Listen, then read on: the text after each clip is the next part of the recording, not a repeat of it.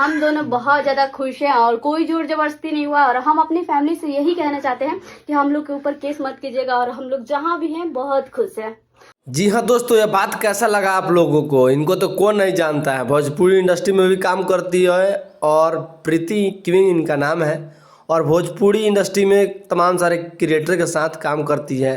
समझिए कि अभी मोटका के साथ आपने देखा होगा, बहुत लोगों के साथ रील बनाती थी। आज देखिए अपने मुख से बयान क्या दी है कि इन्होंने खुद से लव मैरिज शादी कर लिया। तो क्या लग रहा है आप लोगों को कि यह शादी करके या गलत की या सही की? देखिए वीडियो के माध्यम से भी बता रही है कि हमारे घर के लोग टॉर्चर ना करें।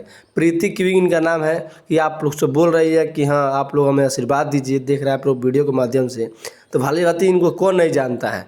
तमाम सारे छापरा के बॉस गाने में, बहुत सारे गाने में काम की है और समझिए कि इनका प्रीति काफ़ी ज़बरदस्त मॉडलिंग भी है और मोटका के साथ में, गोलू जी के साथ, तमाम सारे टीम के साथ में काम की थी। आज अपने मन से खुद से लव मैरिज शादी कर ली है।